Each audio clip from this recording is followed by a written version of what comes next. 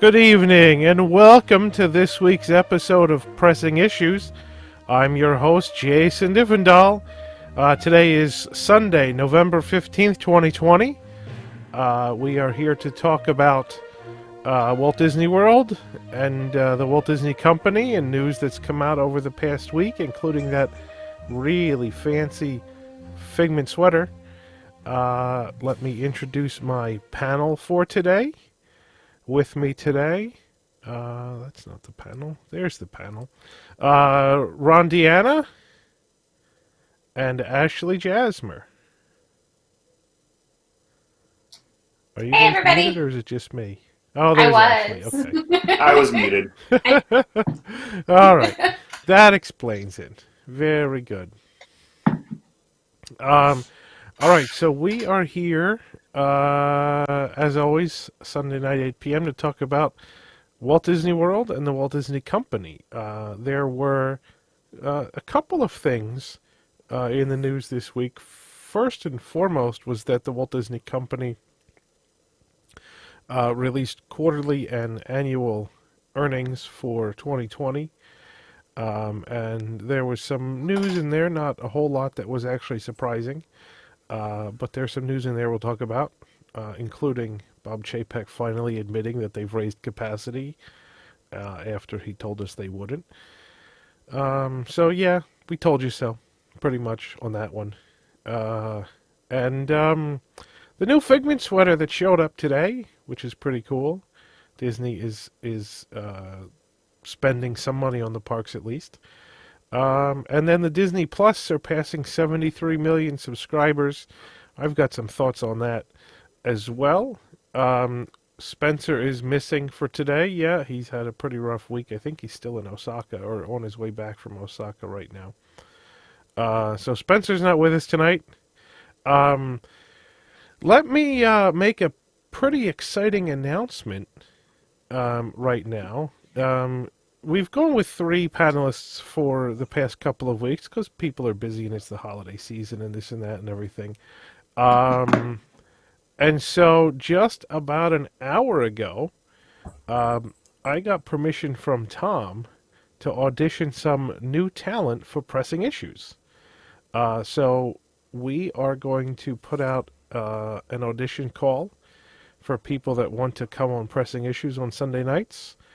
We're looking to get 1 or 2 or 3 or whatever more people that want to come on and talk about Disney and Disney parks and Disney this and Disney that and Disney around the world. So you all know what this show is like, and I know a number of you had said that you were interested in participating if that was possible, and well, now it's possible. So we're going to put out the audition call this week. Watch for it on wwnt.com. We're probably not going to process any auditions or set any auditions up until after Thanksgiving. But we will put out the post this week, and then we'll probably put out a reminder after Thanksgiving, and then we'll do some auditions in early December. So there you go. What does it pay? It's volunteer. All of these shows are volunteer shows. Because we don't make any money on these shows. That's the unfortunate thing. So there you go. But we're going to start off, as we often do, with a bit of a talk about the timekeeping article for this week, which is 1976, Ron? Yep, 76. So the big thing... This is... The big thing in 76 was our favorite water park in the world, River Country, opened, right? Yeah, June 19th. I think officially to guests on the 20th. But it's really the only major thing to happen on property this year. I think we finished seeing stuff from the Treehouses Open, the American Parade ended and Cavalcade of Characters came back, but really not much else there. I covered a few things I think I missed that were in the Magic Kingdom that I didn't really have dates for, but I didn't really have maps between 74 and I didn't have a 75 maps or really a good 70 or late 74 one. So I covered a few things that were there. El Pirata El Perico opened at some point after Caribbean Plaza fully Ooh. opened. Uh, Hmm. Here's another one I never knew, Jason. There was a second refreshment stand on Tom Sawyer Island in Fort Sam Clemens. There was a slushy Oh, stand all the way in the really? back of the Really? island. Yeah, I don't know when that went Wow. away, but it was listed on the map as a Huh. refreshment stand. So yeah, I've never seen that. Neat. Interesting. Uh, and then at some point, I think it was we missed earlier. 73 was the Fantasyland Art Festival moved from what is now and what had been the Peter Pan queue to over what is now Cheshire Cafe, where it stayed for a while. So that was just another place to get like portraits and like caricatures done. So nothing major there. One of the other things they covered that I thought about trying to cover who the acts were every year, and I just couldn't find any record of them until much later. Was Grad Night started back in '72? I thought that took a little while to get to, but they've been doing Grad Nights at the Magic Kingdom since the first spring. Those were always Wow. fun to go to and work. Uh, I worked them for all 4 years I was there. Mostly like not stage management like that, but like crowd control management at the Adventureland stage most of the time. So that was always fun. But yeah, those date all the way back to '72. I know they've been I going mean, even they've longer. done. Yeah, I was just gonna say, Grad Night was a thing at Disneyland from the '60s, so it kind of makes sense that Florida would get in on the act the first chance it had. Yeah, so it was there from the Yeah. beginning, and it goes to not too like what 10 years ago or so, I think. Yeah, yeah, But yeah, wasn't yeah, working wasn't Grad that Nights long was ago they definitely stopped doing them. special, Andy. I remember it was one year I was the lead over at the Adventureland stage, and it was like the band like 9 days or something like that. So not a really rough crowd, but there was some rapper on the main stage, and I just hear in the earpiece over it's like, "We're gonna need every available crowd control to the hub for this concert." Uh, Uh, yeah, so that Of was course, there, I but always, and I never worked at Grad Night, but I always heard Nights of Joy were worse. And I I did work never at Night had of Joy, and that was awful. I never had to because Grad Night at least we had the like if those kids get in trouble, part of their deal with Disney, like the school's deals with Disney, is like that counts as a field trip. So they Hmm. get in trouble at school. Like if you got kicked out of Grad Night or something, you weren't allowed to walk at my high school. So if Ooh, you got in well, that's trouble, there were actual wow, consequences. they chopped off your legs. Holy smokes! no kidding. I Um, didn't play. That's right. Keep them kids in line.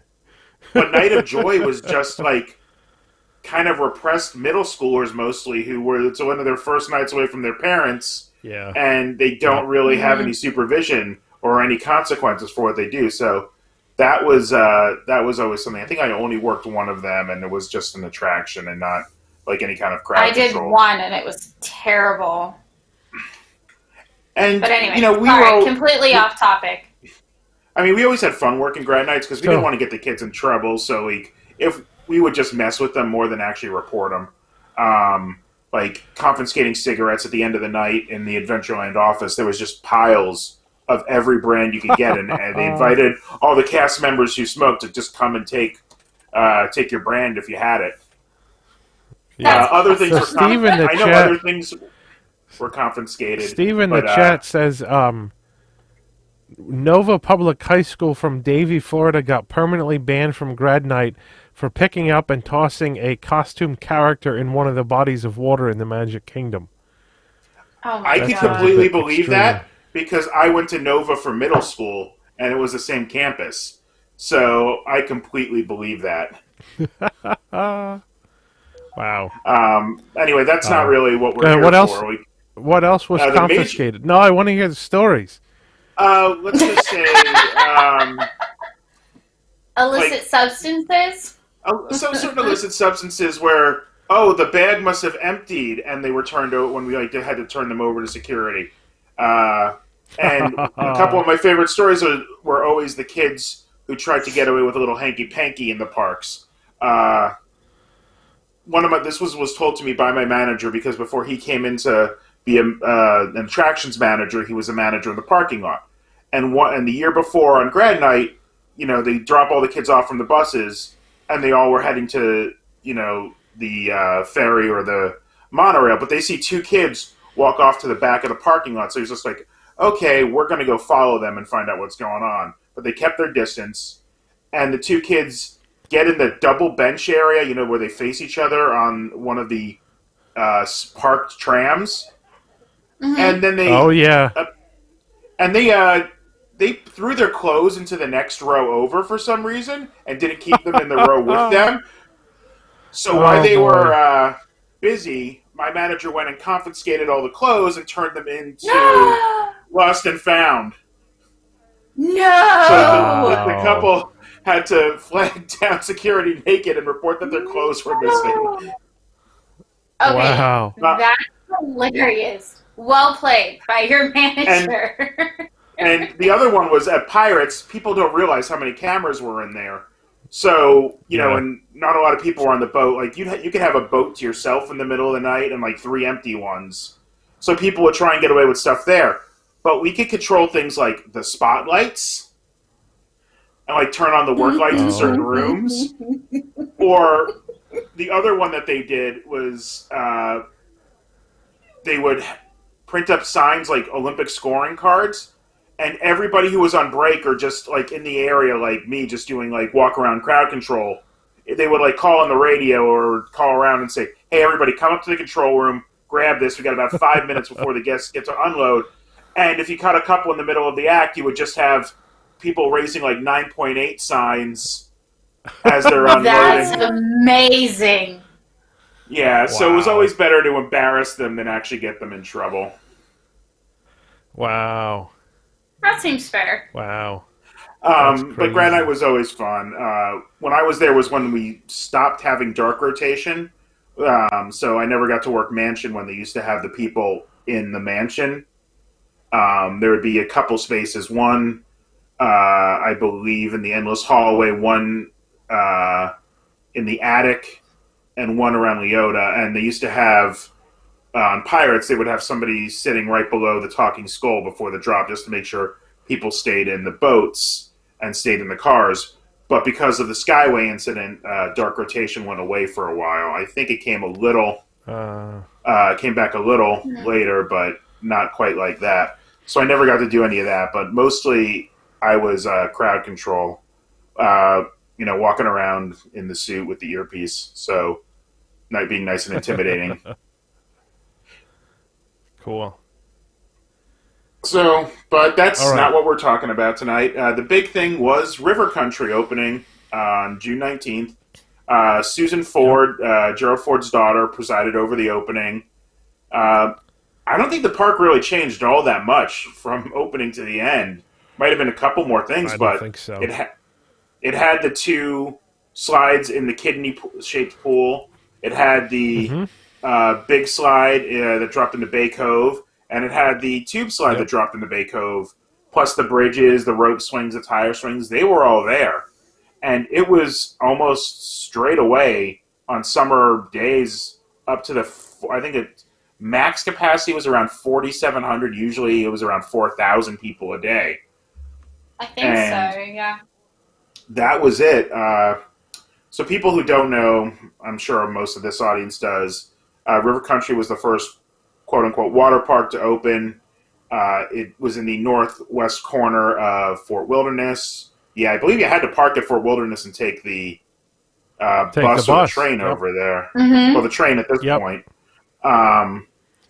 And it was always cheaper than the other water parks, even after they opened.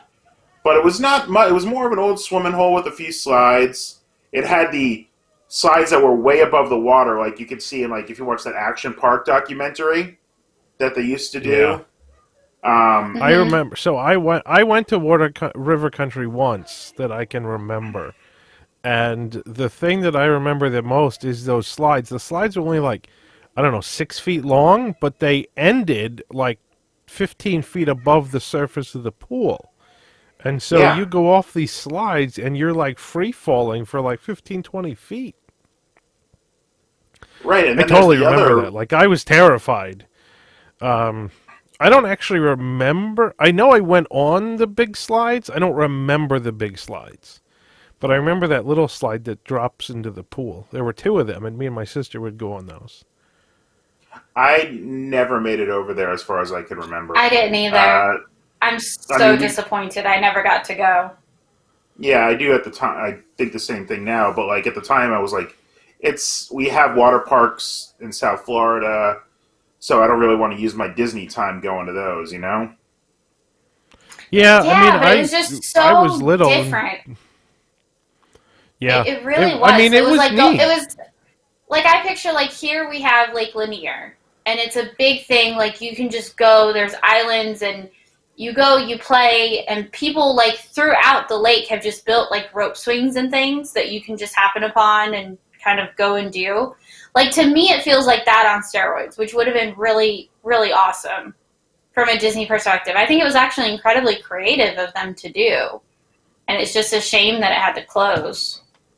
I mean, I'd like to see the theme taken to a modern water park, more slides, more stuff like Yeah. that, and I mean, they probably don't fully need it, but they're kind of close. Like there are definitely summer days when both of those water parks are at or near capacity, and that's Well, not, and and it's it's still just not Yeah, much more than that. miserable.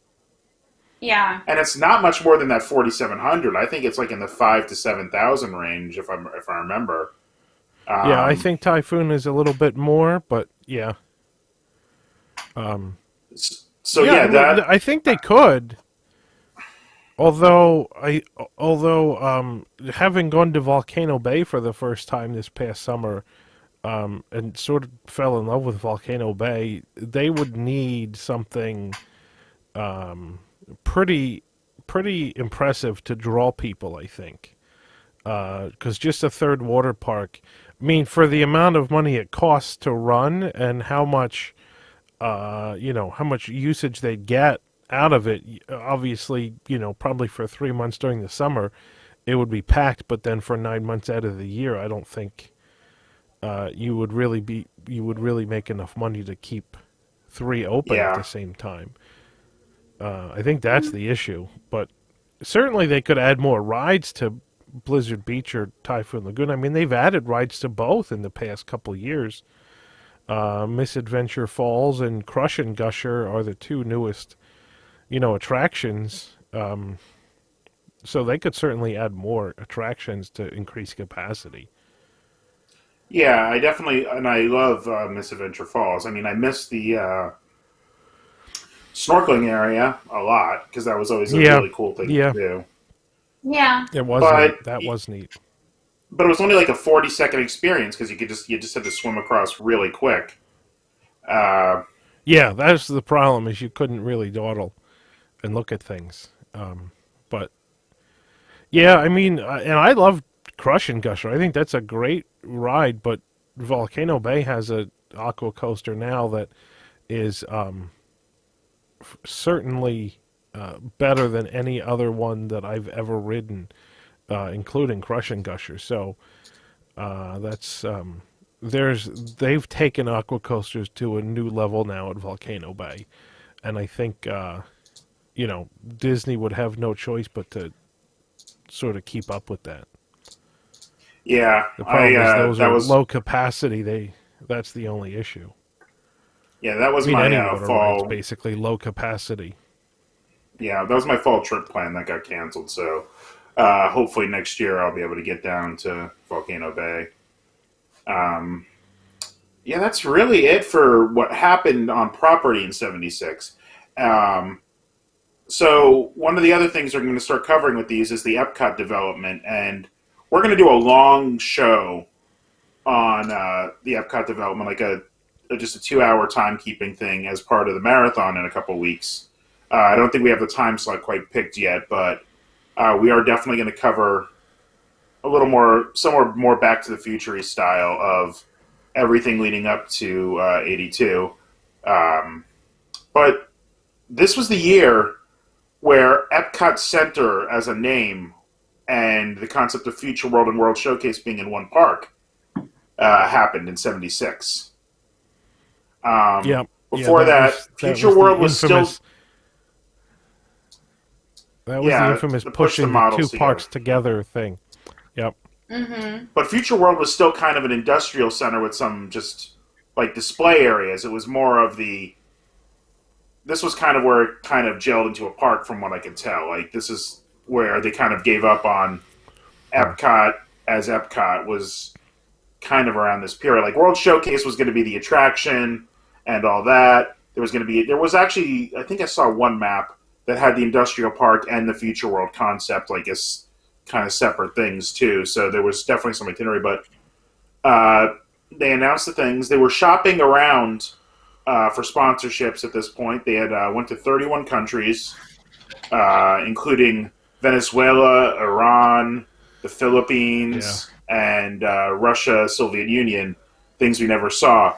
But I don't think the article came out yet because I didn't hand it over to editors till late last night.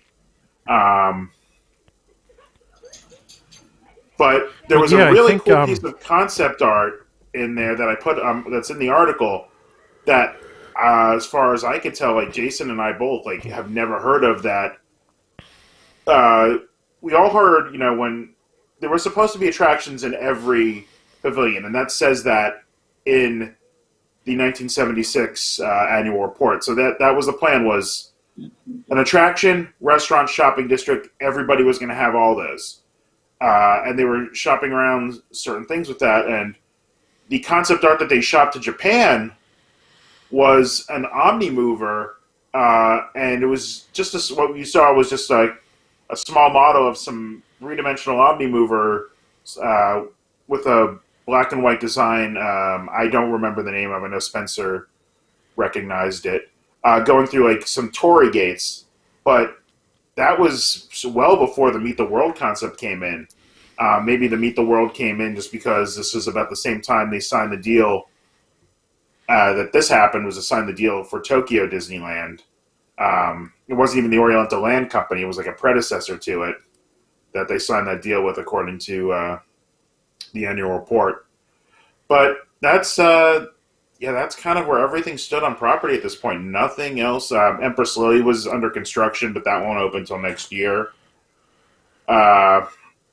50 millionth guest came this year, but 76 is kind of the end of the end of phase one. Adding things except for Epcot. Yeah, they're really just kind of trying to move to the destination concept. Yep. Yeah. I think there's so much Epcot planning that starts in 76 and goes until 81.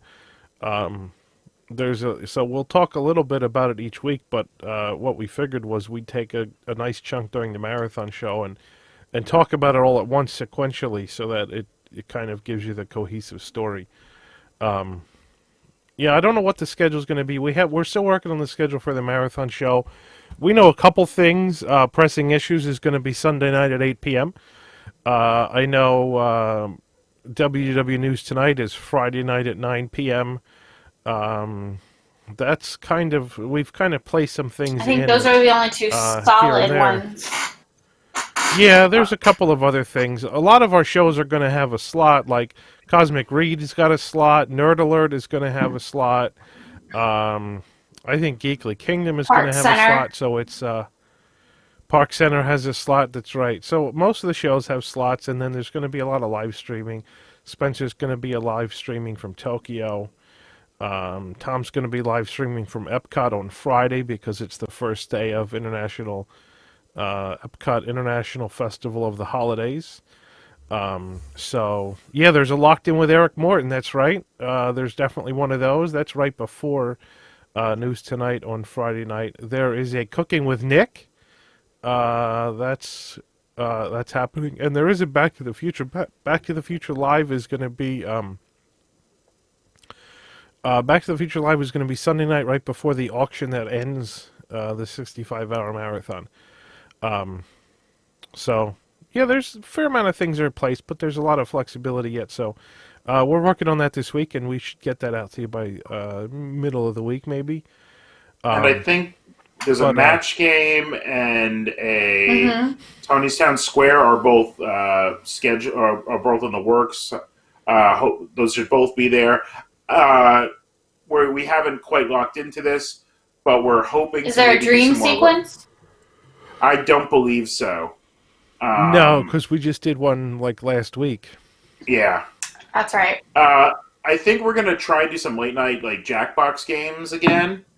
So that'll be a good way for you guys to interact with us. We're gonna try to work on maybe get some specialized Quiplash prompts. So that's all coming.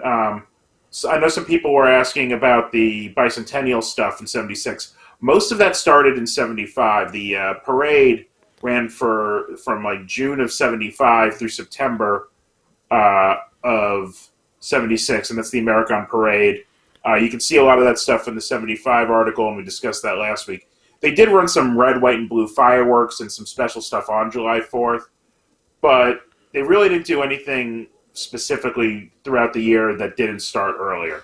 They updated the America the Beautiful movie and did some stuff like that, but most of that stuff, except for the one night of fireworks, which 4th of July fireworks are always special. Anyway, all of that happened in '75, so we covered that last week. The Penguin Project in the chat says save the map game. There might be something during the marathon show. Nick was very excited when I told him that if he wanted to come up with something, he could. So we might have one of those too. We'll have to see. But yeah. That schedule should be out real soon. This week for sure. But it's going to be a great 65 hours. Starts at 7 a.m. the Friday after Thanksgiving, which is, it's less than 2 weeks away now at this point. It's 12 days from today. 7 a.m. It starts with Tom and I in the studio having cereal for breakfast. The auction at the end is going to start so the show goes till midnight on Sunday night. The auction is going to start, I want to say, at 9. Well, so pressing issues starts at 8. The auction is going to start right after pressing issues. So the auction is going to start at 10. Maybe we'll start at about 9:30, somewhere between 9:30 and 10. We've got a new auction system this time around that lets us do like a live auction. This is going to be like a live auction, like with an auctioneer. Well, I'll be the auctioneer, but I'll be an auctioneer and can control the pace of the live auction so that they can start and stop on time. But we've got this real professional system in place to do it this time, and it'll be really cool. I'm very excited about the auction. So that'll be Sunday night. Probably tune in starting around 9 for that. I know we're going to have a ton of stuff in the auction, so we might end up starting at 9 and still run till midnight with the auction. But yeah, so stay tuned for all that. Starting the day after Thanksgiving. We're doing it back to the right.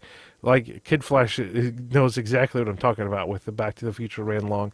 Yeah, so this time the Back to the Future is before pressing issues. So the Back to the Future I think starts at 5 p.m. on Sunday.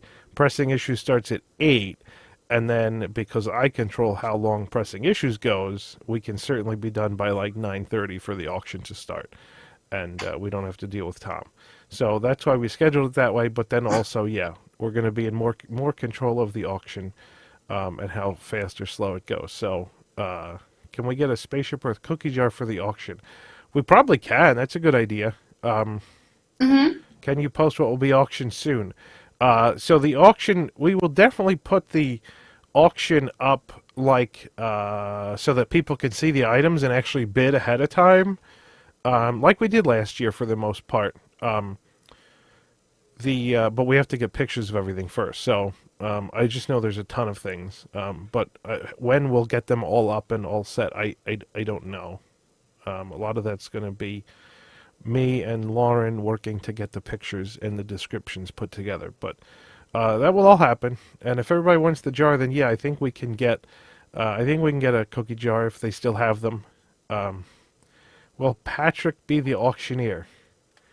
I don't know. I know Patrick is doing a special episode of Around the Hub for the marathon show as well. Mm-hmm. So that's something else we forgot to mention. But yeah, so we got all kinds of favorites coming back. And it's going to be a lot of fun. All right. So let's kind of get to the pressing issues of the week. I think the biggest news that happened this week is Disney had their earnings call and released earnings for the fourth quarter and the 2019 or 2020 fiscal year that ended on October 1st. First annual loss since they started keeping track in 1980. It hasn't been the first quarterly loss. It's the first two sequential quarterly losses in a long time. The last quarterly loss was actually sometime in 2000 and early 2000s. Was it 2001? I think it was April 2001 is what Tom had said on News Today. If I remember right. So that's when something like that. That's the year after they paid $1 bajillion for Go.com, the search engine, and that's it didn't actually do anything, and they decided to shut it down. They took an enormous charge. Against their earnings for the Go.com fiasco. Disney seems to be good at buying things and not knowing what to do with them. So that was the last quarterly loss, almost 19 years ago. And so, of course, the quarterly losses are driven by parks and resorts first and foremost, because Disneyland is still closed, and Walt Disney World wasn't open for 4 months this year. So that was, that was not surprising. What was surprising was that the actual revenues were better than Wall Street expectations, and so that resulted in a little bump in the stock. Also, happened this week. Stock went up like almost 12%, I want to say. It was the day that the something like coronavirus vaccine. Yeah. The day that the coronavirus vaccine from Pfizer was announced to have better than 90% efficacy, the stock went everything went up, really. Everything went up, really. But travel-related stocks really took a huge jump compared to a lot of other things. So all in all, I think earnings wasn't particularly surprising. But what was particularly not surprising either was that Bob Chapek admitted that park capacity was at 35%, even though whatever it was a couple months ago, he said they were capping capacity at 25% and we're not planning to increase it in the foreseeable future. But like most short-sighted managers, he couldn't foresee more than like 2 weeks. And so at some point around Labor Day, I think, based on our anecdotal evidence, things started to get really crowded in the parks. And we had been saying for weeks and weeks and weeks, we're 100% positive that capacity is greater than 25%. And Bob Chapek finally had to come out and admit it. Oh, it was just our imagination until Bob Chapek finally came out and admitted it on the earnings call that capacity was actually at 35%. We still have the argument of 35% of what, but we know for sure now that it's definitely higher than 25%, as we've been saying for weeks and weeks and weeks. Um, I mean, now at even some if they're point, I don't know. running at 35% Go of ahead. like Christmas Day capacity with the amount of spacing you have to do with rides and stuff that's closed, that would Right. account for Mm-hmm. how busy things seem. So maybe they are working at 35% of like Like peak normal capacity. max Right. capacity. Yeah. That's what we were Yeah, thinking. Yes, that's what we've been saying for a couple weeks. Is that 35% of the maximum theoretical capacity of the Magic Kingdom if everything was open. And because many things are closed, that capacity is already very constrained. And then with the limited number of people that can actually fit in a queue line and queue lines spilling out all over the place and things, yeah, it definitely is way more crowded than on any random day in the middle of what November in 2019 would have been, simply because there's a lot less places for people to go. Plus the lack of fast passes and things like that. Plus the reduced park hours are a big thing. People tend to get to the park and stay till it closes because they don't have that many hours in the park to begin with. So it's not like they could stroll in at 2 in the morning and stay till midnight. Because they could get to there at 2 in the afternoon, and stay till midnight.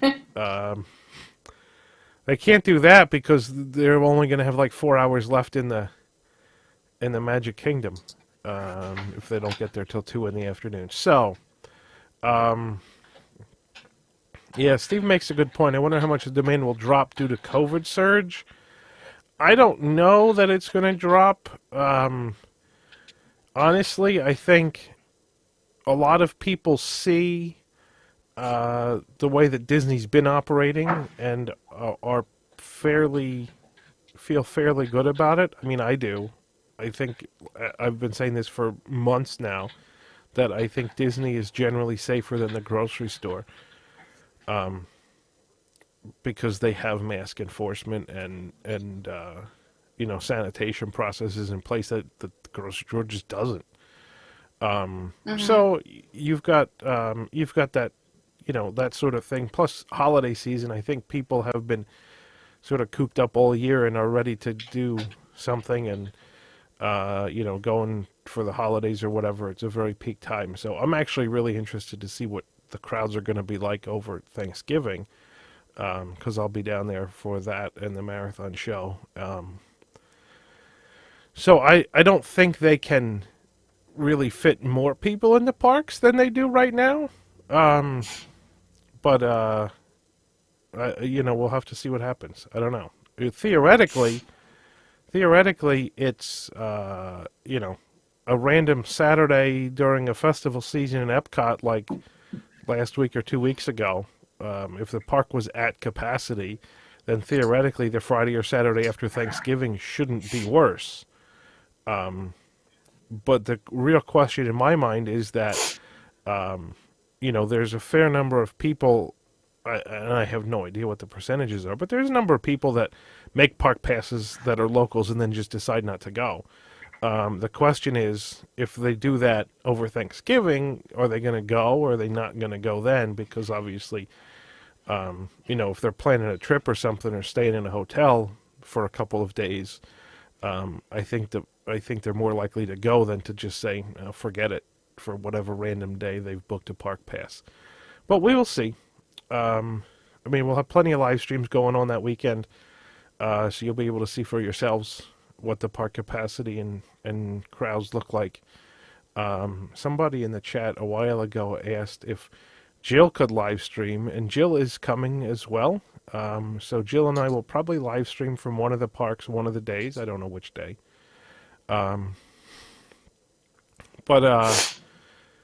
Oh, and Ashley just disappeared. I don't know Nope. where she Sorry, is. I'm here. I There hit a she button. is. Yay. So we'll see what happens with crowds and things like that. But I think going into the winter and COVID surging, I think certainly this 35% figure that they're at right now seems to me to be about the max that the parks could handle. I mean, there's plenty of examples, and we've seen plenty of pictures where people just aren't social distancing for things like the character cavalcades and stuff like that. And we talked at length last week about the character cavalcades and how they can't have parades, but they can have castle shows and cavalcades. So if you want to listen to that rant, go watch last week's show. Ron seems to be talking but muted. I was muted. Looks like they've been also playing with like the Omnimover stuff, like we talked about. I think it was last week. With some days they're loading everybody, yes. Some days they're not. So I just wonder if that's what they think is actually in the park that day. If they're like, well, we are full, so we do have to load everybody. Oh, we didn't sell out park passes. Let's not. And Epcot's the one that I think they've had the most availability with because one, it's got the largest capacity generally. Anyway. And two, it's not that exciting right now. Yeah, with half of it's closed. You're not even getting the full food and wine experience. So that I think it's I think like we were trying to get one of our reporters to go, and everybody but cast members, I think they said had availability for park passes today. We just didn't have anybody who could get there right away. Yeah. Steve in the chat says, what was the mention of 75% during the earnings call? I think that was hotel reservations. Was that hotel reservations 75% for Thanksgiving weekend or whatever? I'm pretty sure that's what that was. But considering that normal operating look at the number of hotels. 97. Well, I mean, normal operating is 90 is definitely over 95%, but also how many hotels are not open right now? You've got the Polynesian not open, you've got Port Orleans not open, you've got All Stars not open. Don't open until March, right? Right. Something like that as of now. I guess the Grand Floridian's back open and Yacht Club is back open. Poly's only DVC. Poly's DVC only, yes. Boardwalk DVC only? I don't know offhand. I don't think it's open for. And is Beach Club the same thing? I want to say Beach Club is the same thing. I think so. But Yacht is Yacht open. Club isn't. Is it? But Yacht is open, yes. Yacht is open, has no DVC, but it's open, yes. So, but I mean, so there's, I mean, between Port Orleans and the All-Stars, that's an enormous number of hotel rooms that aren't open. Riviera's open because it's all DVC. Caribbean Beach is open, and Coronado's open, but the thing with Coronado is we're not entirely sure how many rooms they're using at Coronado, whether they're just using the tower, Gran Destino Tower, or not. Yeah, because is there a rumor that Wilderness? Yeah, go ahead, Ron. Yeah, because even like on I remember driving around there on like New Year's Eve, those parking lots and some of like the far casitas and stuff was always empty, so it's hard to tell even just by driving around there if they're full. Yeah. Yeah. Yep. John King says, "Is there a rumor that Wilderness Lodge will become totally DVC?" I don't know. I kind of doubt it. I can't imagine now. Maybe I mean, it is half COVID. now, but I think since they've converted a lot of the Wilderness Lodge to they've converted a lot more to DVC. I think they're not going to do any more because I think they're going to keep Wilderness for the guests that like coming to Wilderness Lodge. I'm still wouldn't surprised. Surprise me if like more Polynesian turns DVC. That would seem that to make a I lot could more believe. sense to me. Well, they tend to do the DVC at hotels that don't fill capacity because that way they could say they're operating at 95% capacity because DVC doesn't count for that because they consider those rooms are pre-purchase. And Lodge being cheaper than the other deluxes in its location was always busy anyway. I think they just... I don't know why they converted that because it's been really hard to get a room there at a decent rate. Like the discounts are almost like impossible to get there, like decent like discounts now. So I don't think they need to convert to any more DVC. They have it, so that one's pretty locked down. The supply and demand is pretty well balanced. Yeah. Yeah, I don't. In terms of, I think DVC is going to be in a holding pattern for at least the next couple of years, simply because there's tons of people that are trying to sell their DVC contracts at this point.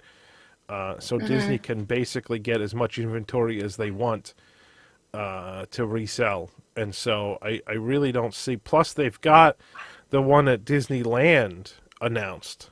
And construction, I think construction just begun. So, and I still think there's going to be DVC something to sell. They have it. I still think there's going to be something at Lighthouse Point. If you look, I remember something with the concept art. There seem to be a lot more buildings there. That might just be me reading into it, but like I could see them doing a small, like because Hilton Head's not very big, is it, Jason? It's not, no. Vero's like I could see them doing Vero's very small, but I could see them doing a small one there, and they could probably get away with a lot more because it's I don't know what the Bohemian rules on timeshares are, so I would love that. Like the only thing I would love that. That would be amazing. That would be. I mean, that would be great. It's been forever since they did a DVC off property. Aulani, I guess, technically counts, but I think they really just need to. They're not going to do anything until tourism picks back up again. No. But they're going to have plenty of inventory to sell between all of the resales that are on the market and the new Disneyland hotel. I'm pretty sure that's why they canceled Reflections, because there was just going to be way too much inventory. Did they cancel it or postpone it? Well, we're not sure. Call it what you want. Yeah. I mean, no one knows for now, but it doesn't really matter. It's not going anywhere, right? So. Yeah, and I think they're picking up a lot of the cheaper resales now. And I mean, that's just anecdotal that's what I'm evidence. saying. So they're going to be able to buy their stuff back and have stuff inventory. to sell. Yes, exactly. But one of the things I'm still surprised they didn't do with the bubbles, and I think this would have made more sense, is because everybody's banking has to bank their points from this year. So the next year or two, like DVCs are going to be harder to book than normal. Just because of that. I think they should have reached out to members to buy the points for the year and have used those as for the bubble. Like to solve that That's problem. actually a good idea. So they don't have people complaining they probably next year didn't that they think can't get a about room. that far ahead. No. Yeah. Why would they have thought that far ahead? Yeah, exactly, right, Ashley? Exactly. Bingo. So yeah, I mean, I think there's been. I mean, there's certainly going to be a lot of points that are sort of distressed points that are going to expire. I think they might end up having to let some people bank an extra year or something like that. But the other thing is that they've.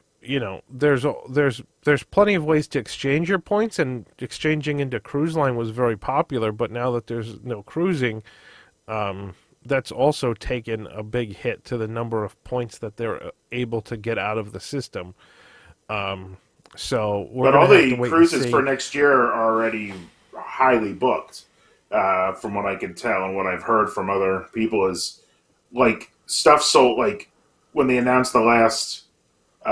Like the fall cruises, things sold out really quick. Like I booked for a late October Canadian cruise next year, and it went up. I booked on the Platinum Day, and it was already up. Like the price was already up like 20% over like the the Platinum Day, or I booked on Silver Day, and Wow. the Platinum Day, like the price had already gone up from like roughly like 3,000 to close to four. So they were definitely like booking rooms That's like crazy. for those. I mean, that's a Wow. unique cruise. There's only one Yeah. Canadian cruise that year, but it's also like late October. It's not a popular time. Right. Yeah, And but I even think still, a too, lot of people love cruising. Like my parents have been there's an jonesing for a cruise. there's They were supposed to go on two there this is year, yep. and Yep. We were they're supposed I watching was it supposed like to go on every too. day. Yeah, Yeah. We like the did our people we who did No, our I really was love supposed to to first. go on one. cruise, it's We did it's almost yeah. unhealthy.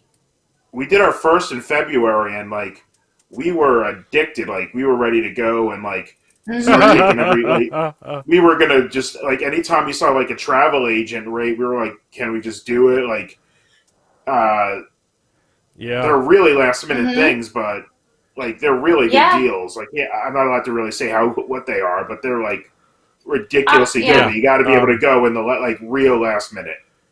I with mean, I like know two cast weeks members notice or that if they something. have a, well, not even. I've got, I mean, obviously friends who are cast members, they get cast member rates on rooms that don't wind up getting booked on like the little 3-4 day cruises. And if they happen to have Yeah. 3 to 4 days off, they'll just screw it, let's go, and they pay a ridiculously cheap amount of money, and Yeah. that's their Cast member weekend. rates are absurdly Yeah, cheap. I've heard that Absurdly Hmm. hasn't cheap. changed much from what they were when I was there 20 years ago. Like it's still No. that like close to the same per night rate, and that's amazing. Well, yeah, It's especially, and based again, yeah, it's especially if you charged on get a them per like, night rate. yeah, and especially if you get it like the week before because they're just trying to sell rooms at that point. It's Yeah, Yeah. ridiculously cheap. But there is so much pent up demand for cruising. I think there's more pent up Hmm. demand for cruising than there is for like Disney parks. Like you talk to people in I would agree California and with there's a that. huge amount of pent up demand. There's a huge amount of pent up demand for Disneyland. I think there's more pent up demand for cruising than even Disneyland. Nationally, yeah, I I was would supposed say to go on a so. cruise in April, and then we were going to have the WDW&T cruise in August. But yeah, I would jump back in pretty soon if I could. Um, Hmm. we'll I, see what I mean we're happens. talking about doing the second like if once we get vaccinated, like what's available, let's go. Yeah, yeah, I would be on board with that. Um, yeah, there's just some experiences on the cruise line that don't exist anywhere else. And to be honest, with the way the parks have been going downhill over the past 5 to 10 years, cruising is now probably the only Disney experience, well, other than like Tokyo Disneyland. But Disney cruises are now the pinnacle of a Disney experience in terms of customer service and that kind of thing. The stuff that the parks used to be in the '90s is now not in the parks anymore. It's on the cruise line. Yeah, I Hmm. mean we just got addicted. Like we went on for Andy's first birthday, and the level of service and the level of like people recognizing you and stuff like. I mean, we're a very noticeable family. We're a white couple with a black child, a particularly cute black child. I mean, not cute. You know what I mean? She's a cute She's kid, adorable. and uh, like everybody, like the captain was like running, like would see us across the room and was like, "Oh my god, I heard about you guys. I have to meet your daughter." Like they were like the captain, the Yeah, cruise director, like we were Hmm. like being talked about all over the ship with her because she was a friendly kid running up and just like uh yeah, and just like would go up and like wave to people she couldn't talk, like she couldn't really walk, she would like crawl and stand up, but like and just that level, like that age of kid on the cruise, you don't have to worry about too much. She's yep. just with No, you, it's or you could put her perfect. in the yeah.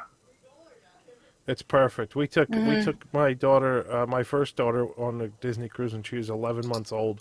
She learned to walk on the Disney cruise, and that was that. But that was a good time. And That's neat. yeah, but Yeah. my favorite, one of my favorite cruise experiences. So years and years ago, I got a shirt. It was a cast member shirt from Caribbean Beach, that they had at Cast Connection for whatever reason. And so I bought it, and I thought, well, this is a great shirt to wear on the cruise. It looks really like it would fit in on the cruise. I didn't realize this, but it's the same shirt they wear at Parrot Key on the cruise. And so I wear it. I wear it on the day we're going to dinner at Parrot Key. And I show up, and they're like, where did you get my shirt? And I'm like, this is my shirt. And they're like, no, it's our shirt. And they were just, they were incredulous. They could not understand. And I had no idea. Look at her. She's getting so big. She's so cute. She is getting big now. Yep, 22 months and talking all the time and being a little toddler terror, but she's amazing. Yeah, so cool. Awesome. But anyway, all right. So let's our last topic, I think, for the day. Well, I want to talk about. Can we circle back to the earnings call for a sec? Because we got sure, way late on the earnings call. We've been getting way late all night, but that's fine. Well, that's true. But the one thing, it's sad that they had to report a loss. My one shining hope, though, is that this will obviously make Chapek look bad. And anything at this point that can make him look bad, hopefully, just lessens the amount of time that he's in charge. So yeah, agreed. Yeah. So no, it's absolutely there is a silver lining to all the losses. I mean, it's sad, it's terrible. The cast members getting laid off and continuing to get laid off is still awful. But it really does, and it makes him look even worse that he's still taking a full salary, and he took a full salary, and they're reporting their first loss in 20 years. I mean, and no one feels bad, right? Like there's so many people no one in leadership that feels don't bad. feel bad for the company. Well, no, I mean just the general public. Oh, for the like, company. No one feels bad for the company that they've posted a year loss. No one feels bad at all, which I think is amazing because a lot of other companies, when something bad happens and they post a loss, you're like, oh, I feel bad or whatever.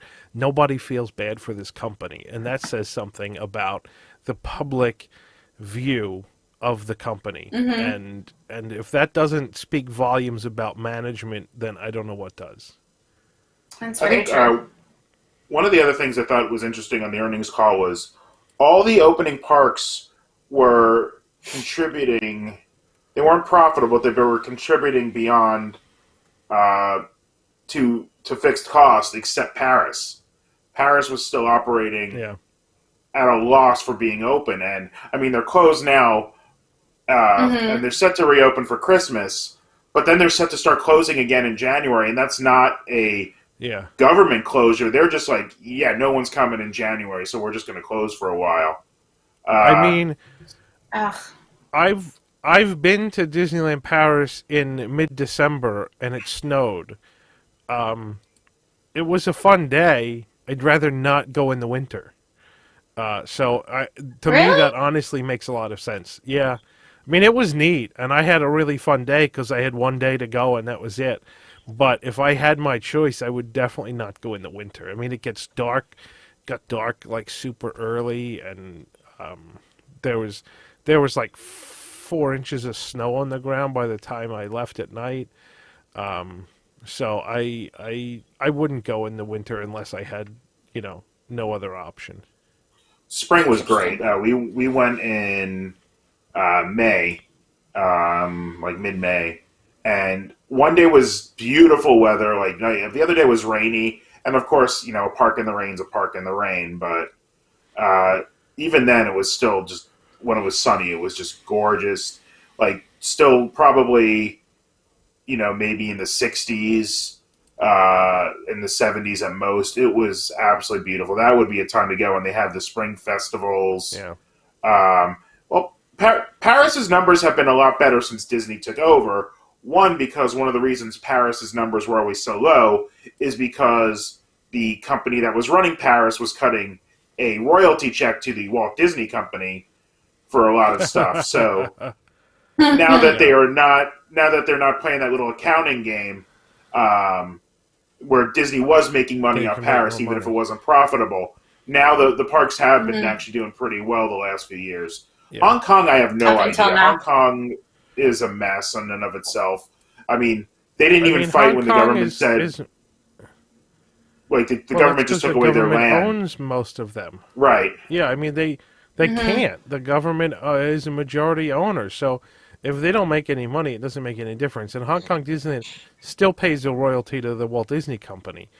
And Do so they really? even though the Walt Disney Company owns a minority share, they still pay royalties and everything too. So Disney makes money off of Hong Kong even if Hong Kong isn't profitable, just like Paris. And so, but there's no way they could argue about their land in Hong Kong because it's, They're never going to build a second the park government. there. Yeah. No, I mean, just like they probably should have never built a second park in Paris, honestly. But Paris is a great park. It's just, I mean, they had to, Bill. I don't I know. think they got away. They originally had like a 50-year, 3-year park thing. I think they were negotiated their way out of having to ever build a third one. But that was in the contract Oh, for like jeez. whatever they got. right. And that's why they just opened with nothing. They're like, we just have to open a gate. What is the minimal that we could say is an actual park? And Yeah. right now is when they were finally trying to fix that, and who knows what's going to happen. Yeah, we'll see. I mean, it's unfortunate, but Paris. Yeah, I mean, Paris is a really nice park, and I really like it, and I will absolutely go back to Paris. But it's just they also built too many hotels there. So when Disney took over, they closed like 3 of the hotels, I think, or something like that. Yeah, I think For they only operate them in summer or whatever. refurbishment, right? Yeah, like the Hotel New York is closed for refurbishment for the past like 5 years now or something. And the Cheyenne and the so- Santa Fe don't even have like AC. Like they're just like yeah, not they're like summer West. only hotels. Yeah, Yeah, so but it's, the parks are. I I mean- mean, the park is the prettiest park, it is like absolutely design-wise. design-wise, it absolutely is. I think And there's functionality-wise, Tokyo's better, but There's nothing like Discoveryland at night. Nothing. I the want whole to park, go the so whole park badly. at night is beautiful. Yeah, no, definitely. I'll be going back to Paris, like way before I go back to Shanghai, for sure. All right. Anything else from the earnings call? Did we cover it? The I Disney think Plus stuff. so. Oh, yeah, well, I so the think we Disney were Plus leading stuff into was what I that. was going to finish out. Was what I was going to finish out the show talking about, because I've got a lot of strong feelings. The other thing about the earnings call that sort of leads into this Disney Plus is that the stock price went up after the earnings call, even though they posted an annual loss, because they beat Wall Street expectations for revenue. So they made more money than Wall Street was expecting them to make, and so the stock went up. But they still didn't make any money. And Disney Plus has hit 73 million subscribers at this point, is what they said. They call it 73 million paying subscribers. The problem is they don't say how much those subscribers are paying. And And two, are they not counting like the people Verizon was giving away a free year of Disney Plus with the new contracts for a period of time. Yeah, but Verizon's So- going I to be paying for that in some way. I think those are yeah. called paying subscribers. Yep, exactly. That's Gotcha. kind of the point I was getting at, right?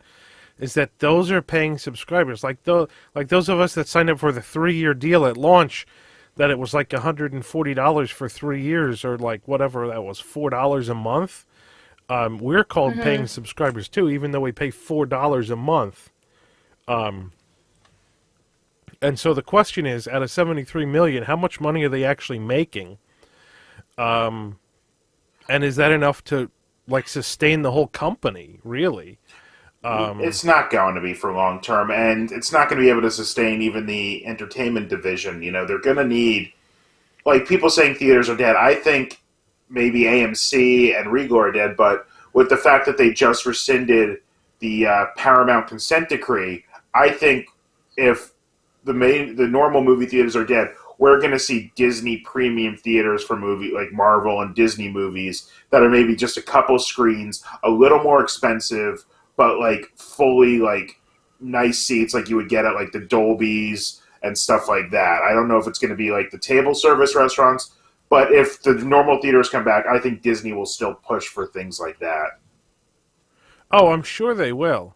What's really interesting is that I didn't know this, but I believe, Ron, I think this is in the 77 annual report. Disney used to own a chain of their own theaters. Really? There were Disney movie theaters that showed exclusively Disney movies. Yes. That should have been illegal in 77. It might have not been in the U.S. Okay. It might have not been in the U.S. It might have been in Europe. So Europe and the U.S. tend to look at antitrust different ways. The U.S. Tends to hate vertical integration. Europe tended to dislike horizontal integration. And for some reason, I think it's the other way around. And then for entertainment, they flipped it the other way. In the U.S., after the Paramount consent decree, I believe was in the 50s, studio, you could own two of the Ron? three. You could, yeah. Sorry. For those of us at home that aren't 100% sure, can you explain what the Paramount decree is? Because I know I heard it, but I can't remember. That's what I'm getting to here. In the 50s, there was an antitrust suit against the studios because they would control the theaters. Like, you are showing this movie. That's why you would get like, this is the live action short you're showing. This is the newsreel you're showing. This is the cartoon you're showing. This is the B movie you're showing, and this is the A movie you're showing. So they would be able to tell theaters exactly what they're getting because these were, things like that. So what happened then is you could own two of the three of distribution, production, and exhibition. So production, we know what studio production companies are. Exhibition is the movie theaters. Distribution was the level in between of kind of who controlled where the movies went. That's like the Buena Vista Distribution Company was Disney's brand.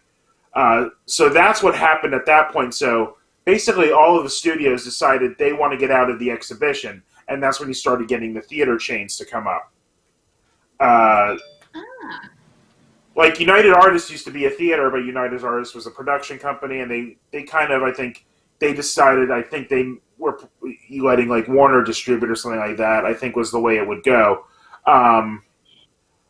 But that's so in the last few years, one of the things that's been happening, and this was kind of in the works even before the current administration, was people were kind of like, well, this doesn't really apply because there's so many other distribution channels that are not covered by this consent decree. And the consent decree was basically that when the government sued them, they came up with this settlement agreement that says, we're not admitting we were acting like monopolies, but we're going to kind of agree to do this kind of, this is going to be what's going to happen. So they agreed to that, and since now, with internet, TV, all the other distribution things, the consent decree was kind of outdated. So, and you were starting to get more monopolies in exhibition again with, I think, what % of cinemas were controlled by Cinemark, Regal, and AMC by the end of things. So that was officially killed earlier this year. So now studios can start owning those theaters again. And this goes back to something even I think George Lucas was really saying is like 5 years ago, he was like, I see in like 5 to 10 years the movie theater experience being dead in a certain way. That we're going to still see slightly higher tickets for, your tent poles, your blockbusters, but just as in the last 10, 15 years, you didn't get those mid-level movies anymore. Like, you got your little indie $10 to $20 million flicks, and then you had your $100 to 200 million. You didn't get those too many of those like $40 million like kind of like things like I would say like something like Shakespeare in Love, like those prestige films. Nobody was really making those. It was either indies or blockbusters. Because of that, a lot of the writers went to Netflix and they would run these shows, and that's why you were getting so much more talent in TV, was they were kind of missing that middle ground. And part of that was because TV was siphoning off that HBO and all that. So it's just kind of become this different thing. And now, since Disney can do that theater, I could actually really see them going, these are going to be, a little premium, more price.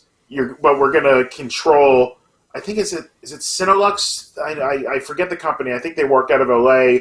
There's someone at Alamo Drafthouse.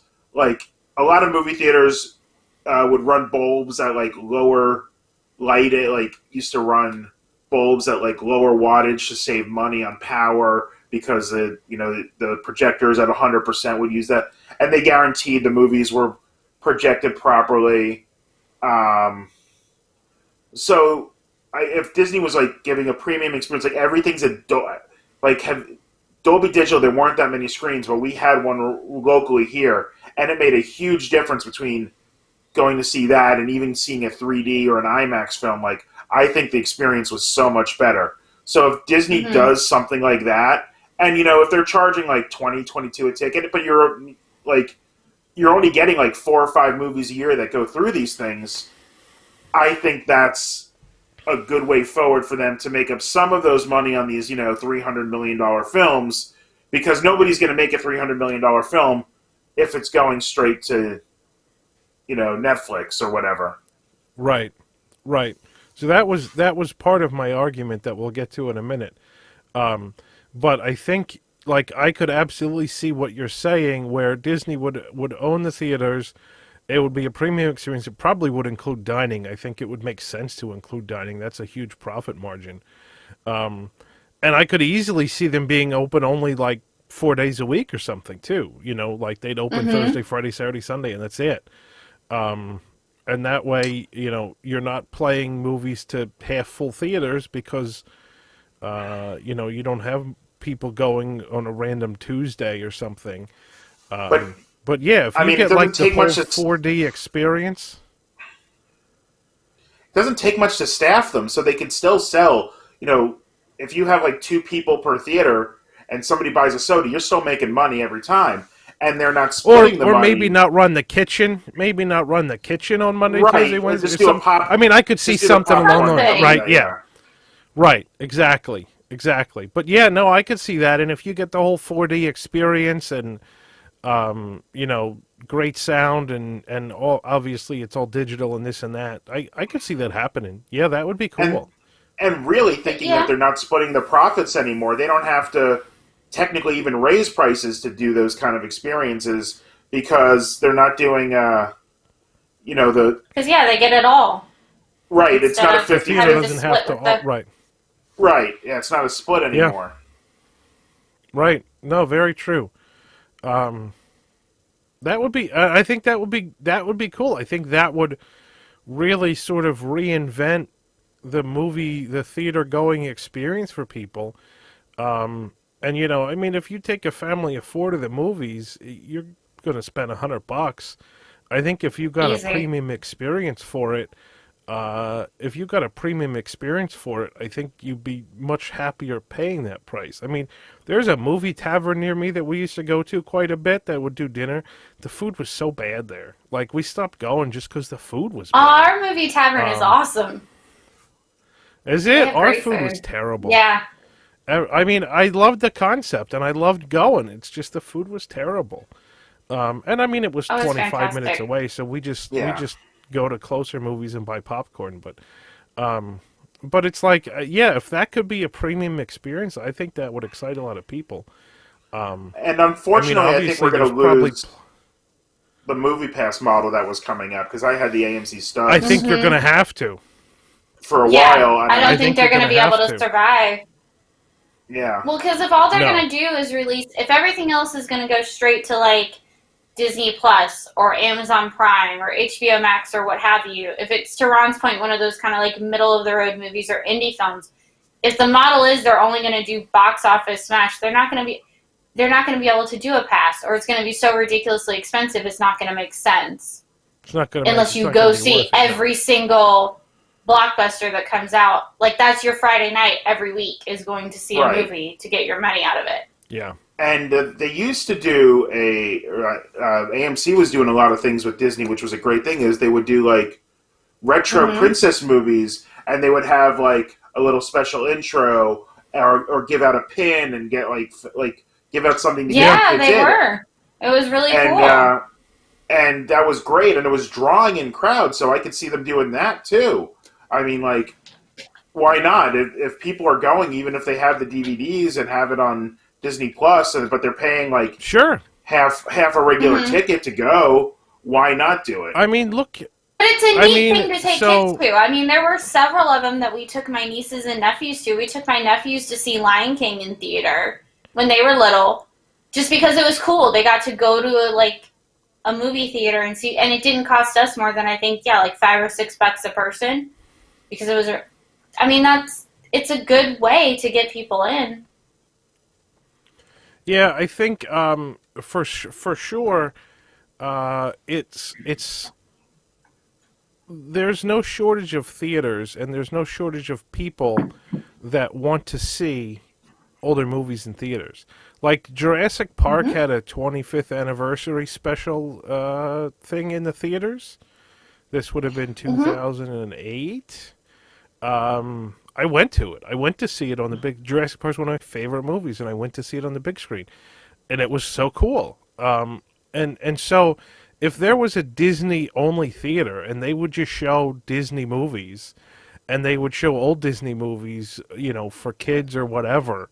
I mean, like, Movie Tavern would have kids' days, too, where they would, have a kids' movie and breakfast or something, like, on school, when, like, non-school days are over the summer or something. So it's kind of like they could do all kinds of things if they own the theater. And I think a lot of people would like it. Yeah, I think so. I mean, there is a nostalgia there. I think something like that's coming, whether AMC folds or not. Potentially. I'm sure one of the theater chains is going to fold, and if it gives Disney the ability to pick up the real estate at, essentially free, then it makes sense for them to try something out. I mean, you've got the big building; you just need to retrofit the theater to be able to do what you want it to do.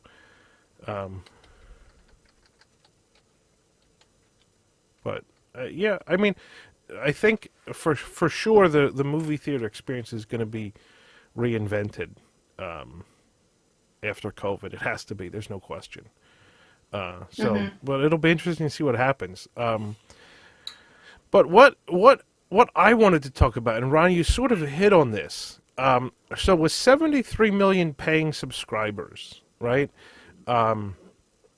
If you figure each subscriber is maybe paying, I don't know, $4 or $5 a month, right? Like, between the free people and the people that got the 3-year package and the people that are getting the Hulu and ESPN package, right? Like maybe it comes out to like $5 a month, so that ends up being what, like $300 and some million a month gross income, gross revenue.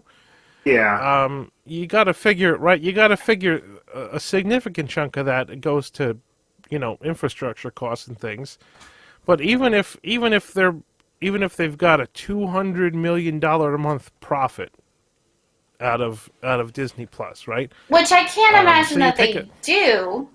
Because, I mean, again, there's also the production cost of the TV shows. Well, that's right. So here's the thing, right? So just Disney Plus, 73 million customers. If their gross revenue is $300 million a month, their net profit is $200 million a month, which I think is generous, but it's fine for sake of argument. $200 million a month net profit, and then they release a movie like Soul, which was maybe it was only expected to make 500 million at the box office, right? But that's like 2.5 months of Disney Plus. And so what that means is that they could release a movie like Soul every 2.5 months, but that's all they would have their money, that's all the money they would have to spend. So when they run Mandalorian, that's a full season of episodes. Now, I don't know how much Mandalorian costs to make, but maybe Mandalorian costs, maybe it's 200 million for a season, maybe it's 400 million for a season. I That's think like it's about 100 a Disney. season. Is it? All right. So that's half a month of Disney Plus profit. But you get to the point where they are really getting to the point where they're even at $200 million a month profit, there's only so much content they can pay for before they're not, bringing in any profit to the company. And so if you want Disney Plus to be, net profitable for the Walt Disney Company, they've got to contribute some money. And I mean, so they're paying the studio arm of the company to make these things. That's fine. But it doesn't seem like $200 million a month for content is enough to compete with Netflix. It just doesn't seem like it's enough money. You can't release a blockbuster movie like a Marvel movie without the theaters at a 200 million a month profit margin. You can't. Then you're done for like 6 months, right? So it's kind of like, when Disney announced 73 million subscribers, and investors are like bidding up the stock like, oh, this is the savior of the company. I don't think it is. I think 73 million paying subscribers, if they were paying $11.99 a month like Netflix charges, or now it's like $13.99 a month. Something like that. Here's the thing with that, Jason. I think the lower price point actually makes more sense for them, because if you're not watching something so much, because let's be honest, right now, original content, Netflix is blowing Disney away. Like, maybe not quality-wise all the time, but like just in pure quantity. If something's just $6 a month, you're more likely to just let it go. I'm getting my money. If I watch one movie a month on it, I'm getting my money out of it. I mean, I think any family with kids gets their money's worth. Oh, no, but I'm saying, not arguing. Once you get that past that $15 point, people are going to start canceling when they're not using. I think when you stay low price point, people are going to just let it slide, and that's what they're hoping, is to just keep building and building and building without people canceling. And I think that's what's going to happen with that. I totally agree. The question is, at what point can they raise prices and still keep all of their customers, like Netflix, right? So, I mean, Netflix is now $14 a month, and obviously it's apparent that they have a much bigger budget for original content than Disney Plus does. And I think they have a much larger pool also. I think there's still a lot of people out there that don't actually have Disney Plus, that might have tried it for a month and then canceled it. They either don't have kids or just wanted to watch The Mandalorian.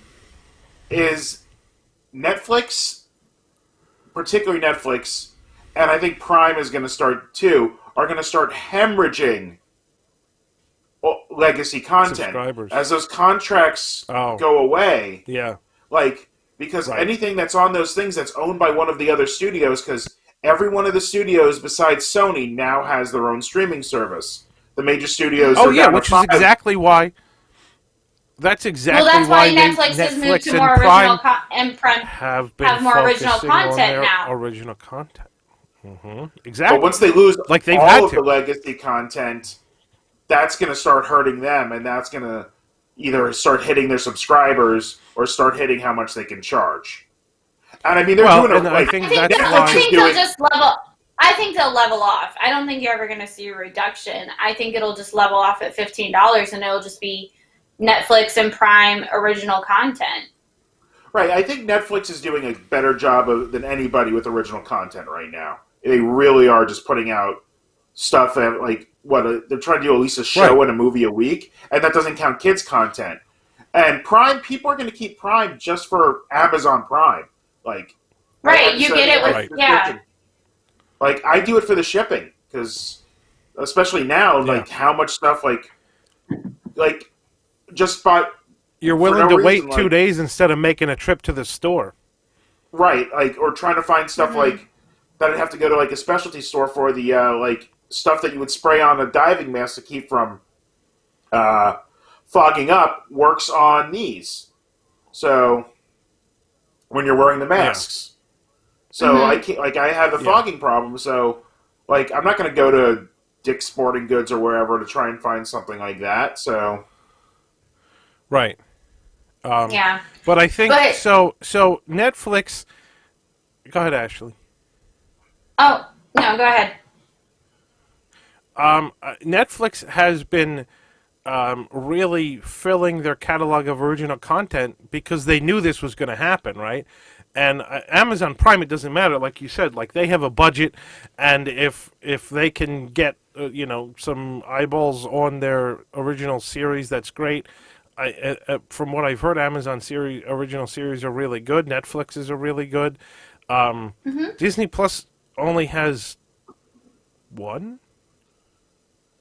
well, here's So the far. like. If you look what's coming, I think they need to get into the routine of you need to have one of these genre shows going at all times. Between the animated Star Wars, live action Star Wars, animated Marvel, live action Marvel, keep those on rotation, and I think they're trying to get to that point. I think they got a little delayed in the so. production, and I think that's where they're going. You need to have like stuff like that's a little more for the like teen girl audience is their other kind of core audience that I think they're targeting, and that's stuff like High School Musical, the series, Diary of a Future President, things like that are. They need to have those two kinds of things running at all times, and one of those is expensive, one of those is relatively cheap. So, Mm-hmm. Yeah, but one of mean, them is going to bring in more people. The other one's just going to hold them. But circling and- back but to see, the my original other- question, though, is this enough to sustain the company through letting the parks decline and Disneyland not being open and everything else? Is it going to save the company the way that they think it is? No, it's just going to hold them over for now, and I think that's something that they're going to realize. I think Disney does this thing with their I think investors- Go.com. Mm-hmm. They Yeah. think they think the future's all in one thing, and then they don't realize. Okay, we're a multimedia company for a reason, and we have to keep to multimedia. Like Hulu needs to be better developed as like I do Hulu for my TV with the Hulu Live. They needed to further develop that to try and keep more of the pseudo cord cutters because I still want live sports. I still want things like if I can't decide what I want to watch, I'll throw on Travel Channel or something like that. And there are plenty of people out there like that, and I think that's something they need to market more heavily and start tying these things in together. Like, hi Rigby. They had that part. they had that 3-part deal, but like you couldn't get it if you were on the yearly plan. You couldn't get it if you had the Hulu Live. Right. So they need to start tying services together a little bit more and just figure out don't know what they're that- doing with that, but don't rely entirely on it. I mean, my main point coming into this was I think that investors believe, or Disney is saying, and investors are going along with it, that Disney Plus is like the next big moneymaker for the company, and I don't think it is. I mean, I think it's a great distribution platform. It certainly lets the company keep more of their profits from their shows. It's not going to be a moneymaker for the company like Parks and Resorts is. I don't think there's No. enough people in the world to subscribe to it. I mean, maybe if they got to Netflix level subscribers and Netflix level prices, then yeah, that could be the case.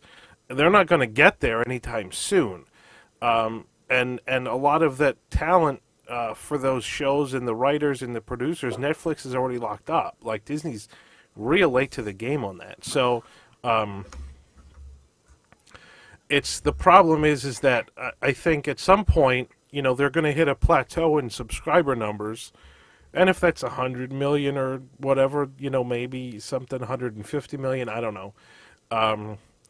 But at $5 or $6 a month, that's only so much money, and it's not going to go above that unless one of those two numbers gets bigger.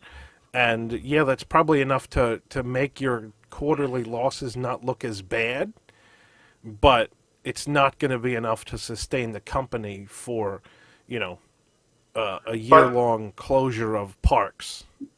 But unlike Netflix, one of the reasons I think the price can be lower is they're not paying anybody else for content. Right, they're paying their They're own keeping studio. 100% right.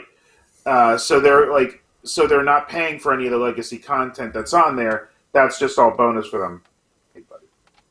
Yeah, I mean the legacy. I think the only thing that is sustaining Disney Plus right now is the back catalog of Disney stuff, right? Like, I mean, that's what attracted 50 million people to sign up for Disney Plus, is that they knew they were going to have access to the entire back catalog of Disney content, except for when you go and, like, there's one or two of the Pirates of the Caribbean movies aren't on there, and there's one or two other movies that aren't on there. Yeah, because that we're you're waiting looking for this and that. licensing Right? to Yeah. run So out. then people get Yeah. kind of annoyed. And then it's like, well, I'm glad I'm only paying $6 because everything that I thought was going to be there's not. But I will say, yeah. devil's advocate to Disney, I mean, it's taken, you know, we're talking about the price difference. It's taken Netflix a long time and a lot of that original content to be successful, even for them to demand that price. Because I remember it was several years ago they tried to raise prices, and there was like a mass riot. And they had to like release a letter and was like, okay, just kidding. It's only going to be for new people. Everybody that has an account, like, will keep your price the same. So, I mean, it's going to take them a while. But yeah, I mean, clearly Netflix has gotten enough people hooked on their new original content to be able to raise the price now. The question is, and I mean, this has been the concern with Disney specifically, is that does Disney have enough in-house talent to make, tons and tons of good content, right? Like, how many of their last couple movies haven't been good? I mean, just look at Mulan. Mulan was terrible on several different fronts. Mulan was terrible. Yeah, I just... There's a live action Stitch that I think no one's going to want to see that they just announced. Onward didn't come out to really great reviews. Nope. Netflix, I think, has, as Ron said, the quantity over quality. And if Disney can't compete with the quantity, that means they're going to have quality. And so far, based on what they're putting into the theaters, with that too. I would disagree with that. Well, you might. Netflix That's fine. There definitely is quantity, but there is also quality. Like, when people, again, they're not batting an eye at Netflix raising its prices because you're seeing that as an investment in getting the next season of Stranger Things, which is a great show. Or the next season of Witcher or what have you. They have it set up on such a schedule that one of those shows is either always running or about to come out. But they have people so hooked that even in the middle, people don't cancel because they see it as an investment in getting that show again. Right. And there's been several others, but those are the most recent two. But I mean, Disney doesn't have Netflix that yet, and plenty. I don't think. Yep. And that's what Disney needs to get to. The Mandalorian and WandaVision and even Winter Soldier. What's the other one that's coming out? I don't know. WandaVision, Winter Soldier.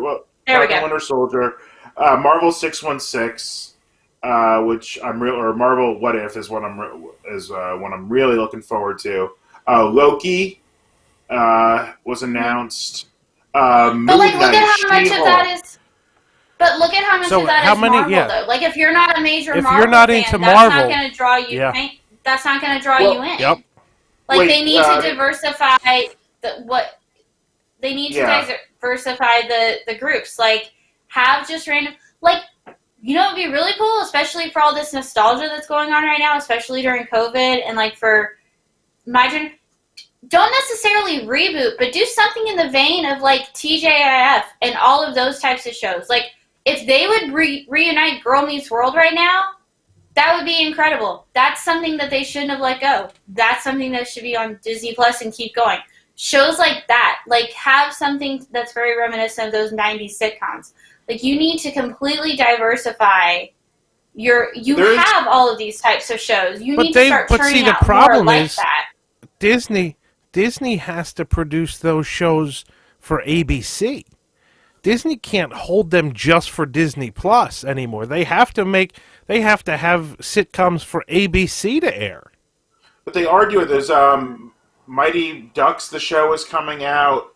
There's a Mickey Mouse documentary coming out. There was a graphic that was out this week of like 50 new things coming supposedly by the end of 2021, and there was like High School Musical series 2 and some of that stuff in there. I mean, yes, it was very heavy Marvel and Star Wars, but those do draw in the most people, and they make other money with marketing stuff more than anything else. I mean, that's fair. Disney does the, like, how much stuff do you think they've made from the Child? How much money do you think they made from the Child merch, which was also months late? If that had come out, if they had that ready for holiday last year, came out, yeah, they would have turned a profit this year, honestly. But see, that's not going to Disney Plus's bottom line. That's going to the consumer products bottom line, or Parks and Resorts. But they're thinking that way. Like, they have to think that way. This company is. I get it, which makes sense, right? Things. Particularly since we have a marketing products guy as a CEO. Like, just let's talk about that sweater today. How did they miss not having that ready to go in mouse gear? Right. I mean, maybe it was one of those things WDI did on their own and not tell anybody, which they've been known to do. Probably, yeah. Probably. But if they don't have one ready to go by Christmas. Yeah. Right. Like, yeah, I mean, that's the problem with that, right? Like, there's been so many miscues because the parks division and the merchandise division and the WDI, none of them really like get along well. And there's been so many miscues like that. I think it's kind of Bob's not the guy. If it wasn't so sad, it was funny. Nope. No, he's not. But regardless, Eisner was a guy who got them together. That's back to and even Iger, most of the time, was a guy who got them together at a certain point. Yeah, I just don't think Chapek is. I mean, Jason, if they had made those sweaters, himself together. If they had made those sweaters for all the original Epcot logos, would you have bought all 10 of them? Yeah, I probably would have. And they don't have to sell. It's a small target audience, but it's an audience who will spend a lot of money on those things. Will buy. I mean, we've got. This was the argument before, right? Like, if they made more than 100 or 200 or 300 of the Epcot posters, right? Like, I have all but 3 now. I would have bought all of them, and I would have happily paid $90 for all of them if they were easy to get. But then they're going to sell a non-limit, and I bet you in about a year or two, they're probably going to sell like the 12 by 18s in a poster pack for like $100 for all of them. They're not going to be the same quality, but they're going to sell them, and that's probably what I'm going to buy, just because I'm running out of space to hang stuff on the walls. Space. Yeah. Yeah. No, mine aren't hanging up. That's for sure. Not until Tom and I open our Disney museum, but I think the parks are too busy focusing on the parks to worry about this merchandise tie-in, and the merchandise people just don't like the parks people, and they're not with it, and they don't know what's going on, and they don't talk to each other, and so you're never going to have the kind of synergy that you expect or want that Eisner brought. But regardless, I think, and I think you're right about the synergy between like Disney Plus and The Mandalorian and consumer products. That all makes sense, and they're finally capitalizing on it. That just leads me to another thing that I didn't want to talk about, but we'll get into it.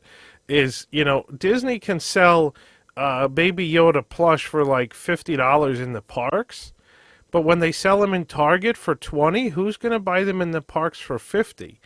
And so all this merchandise that now they're selling in Target, sure, more people are able to get it, but the people that go to the parks are just going to buy their souvenirs at Target now.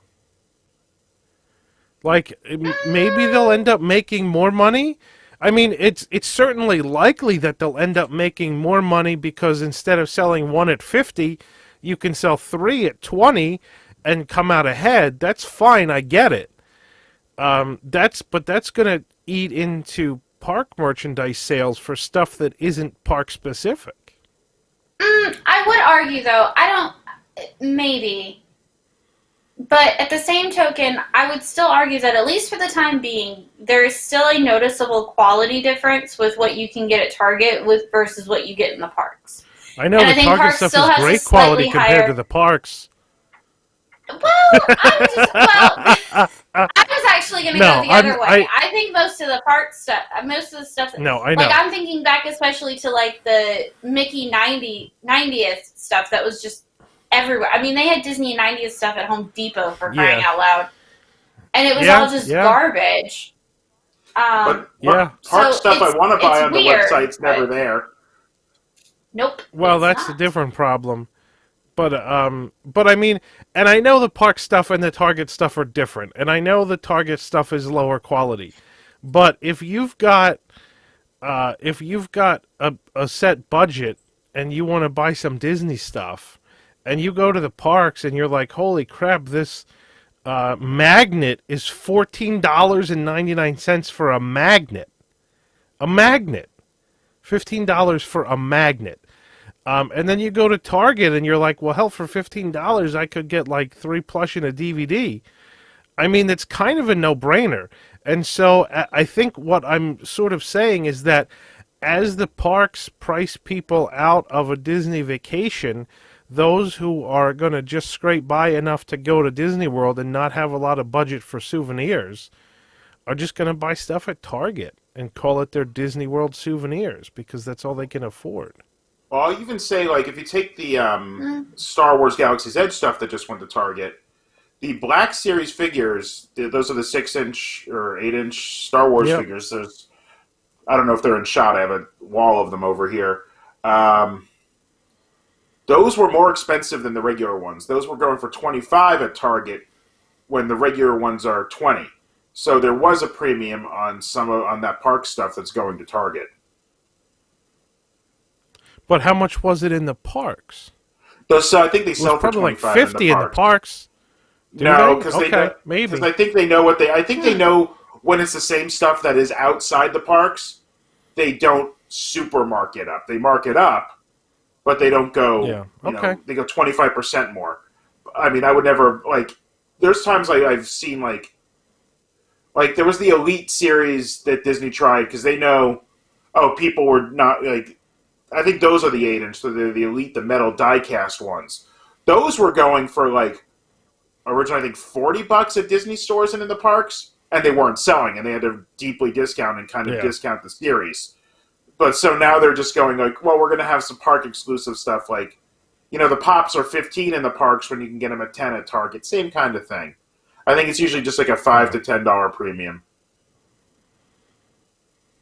I mean, I'm not saying one way or the other, but I think, with more of this stuff at Target, people are going to buy less of it in the parks. Now, if that forces them to come up with better quality stuff for the parks, then I'm all for it, because sometimes the park stuff is complete garbage, and $15 for a magnet is insane. But, we'll see what happens with all that. Maybe. Anyways, all right. Well, I think that covers everything that I wanted to talk about for today. Does anybody have anything else they want to talk about? We're coming up on the Um, 2 hour mark. I can't think of anything else major this week. No. All right. Well, again, in case you tuned in late and you missed our announcement at the beginning, we're gonna have applications and auditions for pressing issues panelists coming up in the next couple of weeks, and so stay tuned for that. We'll post something on wwnt.com, and the other big announcement that I want to make, and I don't have one here to show quite yet, but I'll have one maybe by next week, is Carousel of Products now has stickers for all your favorite WDWNT shows. So we have a pressing issue sticker. There's a News Tonight sticker. There's a Cosmic Read Live sticker. I think they're only $2.50. So you can get a sticker and show your support for your favorite show. And, I don't know, stick it on the back of your laptop or something. People do. I don't know what people do with stickers. Yeah, so head over to Carousel of Products. If you spend $50, you can use the code FAB5 to get $5 off. Wigs members also have a discount code available. Go check that out at carouselofproducts.com. And I think that's it as far as announcements go. That's the main thing. Don't forget to like and subscribe if you're not subscribed yet. Oh, yeah. We're trying to hit the thumbs up button and hit the bell so that we can get to our 100,000 subscribers. and don't forget why this show hasn't moved. A lot of our shows are moving to a new YouTube channel. Yes. There is a second YouTube channel now also. So we just opened our second YouTube channel. It's called WDWNT Entertainment, and you can get to it easily at wdwnt.tv. That's where you'll find Cosmic Read Live tomorrow night at 9 p.m. Geekly Kingdom is over there. Ride Rehab is over there. The RPG is over there. So go over there and hit like on that channel too. And subscribe, hit the bell, hit the thumbs up. And stay tuned this week. For more announcements about our marathon show that's coming up Thanksgiving weekend. Yeah, I think that's it. So that'll do it for tonight. Thanks for tuning in tonight. Yeah, we'll see you next week. Have a good night, everybody. Night. Night.